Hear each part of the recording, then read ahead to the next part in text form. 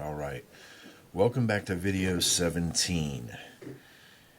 Okay, what we've been talking about is the Urim and the Thummim, which are the seer stones, and they were thought to be crystal and transparent.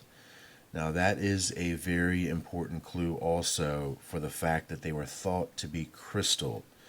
But before we go any further, I would like to also state and remind you that none of the important Old Testament prophets, especially such here as Daniel and Ezekiel, they were true seers. They foresaw and understood many future events pertaining to the kingdom of God without the use of the seer stones, without the use of any of these divination tools.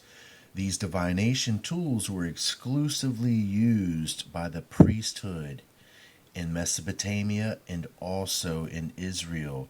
This priesthood has been the real scourge over mankind.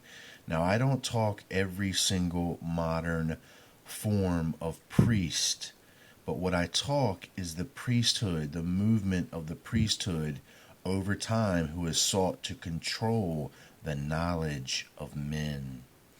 And that is an absolute fact. So as we see here that it's not the Old Testament prophets that are using these stones, but it's the priesthood. Now, I want to make one more important connection. Now, remember, these stones were thought to be crystals. Okay? Now, think here for a moment with me, and I'm going to draw some correlations kind of right out of thin air. There is a video that is entitled The New Age Deception, The Soul Harvest Agenda, Transcendence, Part 7, and that's on Daniel Odoria's channel. Watch that video, and it is The New Age Deception, The Soul Harvest Agenda, Transcendence, Part 7. And you are going to see a remarkable video unfold before your eyes. And I want you to listen for the fact that he says that they are in these stones, or that they deposit souls in these stones. Now, that's the first connection I want you to make. Now, there's a video called The Answers, or a video series called The Answers of an Alien from Andromeda.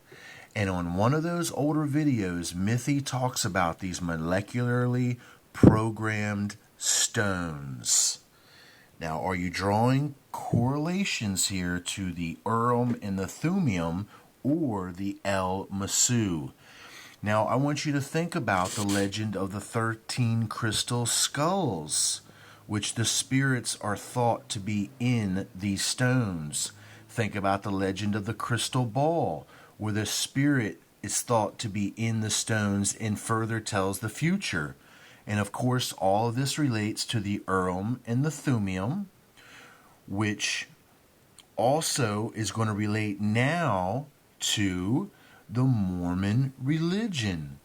Joseph Smith is also a Mason, which is worth mentioning, is reported to have found this Urim and these Thummim stones from ancient Israel by the leadings from some angel of the Lord to this gold box, where he then found these stones in there.